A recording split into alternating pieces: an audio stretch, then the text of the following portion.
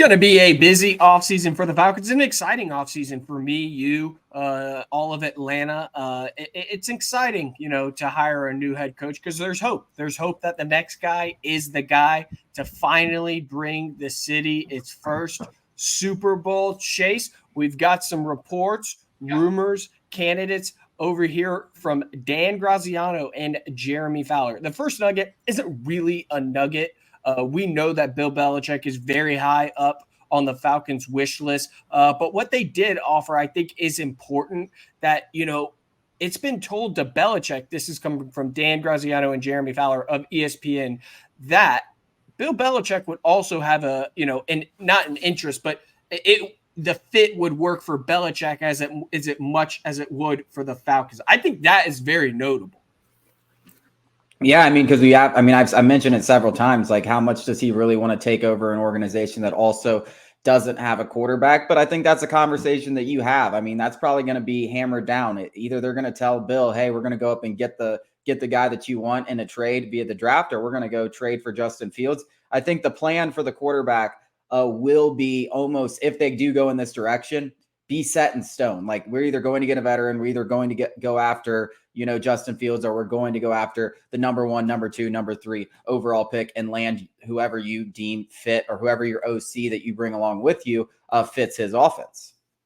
Yeah, and basically what they said was, it's a strong roster that needs to figure out the quarterback position, but it's a relatively calm market, talking about Atlanta, where he could be all about football, and he has an owner, Arthur Blank, who doesn't meddle in the day-to-day affairs. And that is true, except that he's got a little butt buddy named Rich McKay who might meddle in day-to-day affairs. I'm just speaking out because I do not like that guy. Carrying on, another candidate they had, Fowler. It's the first one I think that, somebody actually connected the two. Jim Harbaugh, in quotes. I'm also not discounting Atlanta getting involved with Michigan's Jim Harbaugh. And though I don't think that has happened to this point, this is a quality job with a talented yet underachieving roster. It seems tailored for someone such as Belichick or Harbaugh. I think this is an absolute home run. If I had a top 3, Harbaugh would be up there. The guy's won at every stop. Once led Stanford to double-digit wins. When was the last time Stanford did that? He moved on to the 49ers after that. He led the 49ers to an NFC championship right off the bat, a Super Bowl the next year, and then an NFC championship the year after that. He kind of cultivated an offense around 2 wildly different quarterbacks, Alex Smith and Colin Kaepernick. So I think that, the flexibility here is very attractive for a Falcons team that we don't quite know what the quarterback position holds for us. Jim Harbaugh is my number 1. I don't think it's, maybe Ben Johnson you could throw up there. There's some other names I think that should be considered. But I think Jim Harbaugh is the top guy. I think he's proven it at every stop. He's proven it at both the college level and the pro levels. As you mentioned, tailoring offenses to your quarterback. He's proven to be able to do it. He's kind of a disciplinarian. He's a no-nonsense guy. I think he's well-liked among his players. He would be my top option. It's also like, it seems like he has not a resume as good as Belichick's, but he's a good coach, and he's going to be here for a while, because it seems like this is maybe potentially his final stop wherever he goes, whoever's willing to give him the reins. And it's not, you're not hiring an unproven guy that they're going to be trying to pull a trigger quickly with, right? If he struggles, you're going to keep giving him some opportunities. I think that's also critical, because listen, we can talk about how good of a shape the Falcons roster is and the cap space and all that, but it may not be fixed in 1 year. And you want a guy in there that you're going to have a little leash with, that you trust.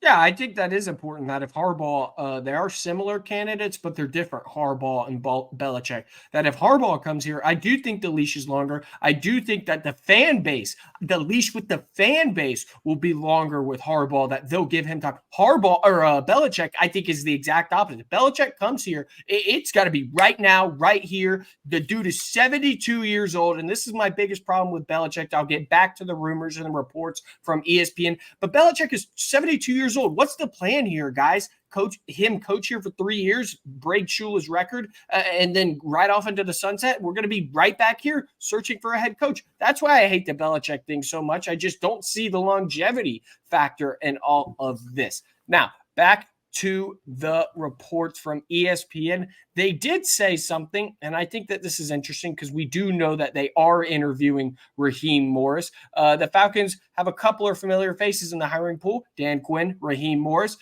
They say that those coaches are probably out of the running, and I tend to agree, so I don't quite know why they're interviewing him. But another candidate from Graziano that the Falcons expect to be interested in, I'd put him up there with the Ben Johnsons, with the Jim Harbaughs, is Mike Vrabel. This guy says, obviously, I would think Vrabel would be of interest here as well. Yeah, I mean, I think you're spot on with the way that you put it. I just put those two candidates. If there was a third candidate in that same group, it would be Mike Vrabel. I know people, and especially fans, I've heard on social media, YouTube, whatever it is, we got to hire an offensive coach. We got to hire an offensive. No, we don't. We got to hire the right coach because there's a lot of guys. There's a lot of guys that can get it done in a lot of different ways. And yes, do I think Vrabel needs to hire the right coordinators to be successful? And yes, do I think there's a potential that he wants Arthur Smith as his OC, which may take him out of the running? Absolutely. But if there's a scenario where Mike Vrabel can come in and be your head coach, get his coordinators right, it's one of the best possible scenarios for the Atlanta Falcons moving forward.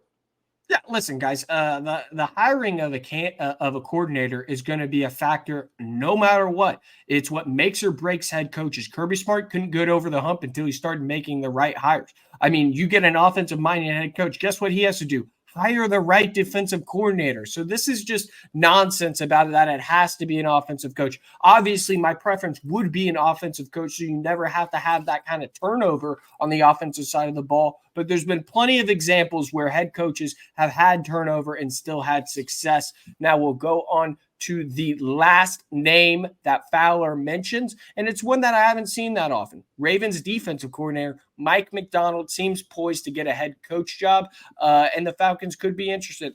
I don't know how much I love Mike Macdonald. I do think that the Ravens have always had great defenses, one, because they do hire the right coordinator, but I also think that personnel is just absolutely sick. And I'm of the opinion that defense is more personnel, offense is more scheme. Obviously, you need both. You need two to tango. What are your thoughts? Yeah, I mean, it just seems like they're going to hire a different direction. It seems like they're going to go OC or more proven head coach. DC and less proven head coach, when you're just talking about categories, just purely not even names, just categories, it's probably the least attractive. But hey, like we said, the same way that Vrabel was successful, the same way that Belichick came up and was successful, like there are examples of this being successful. So I don't totally hate it, but I do think it's the less attractive of the options in terms of categories. Coming up after the break, was Kyle Pitts injured the entire 2023 season? Is that the reason for the underwhelming results?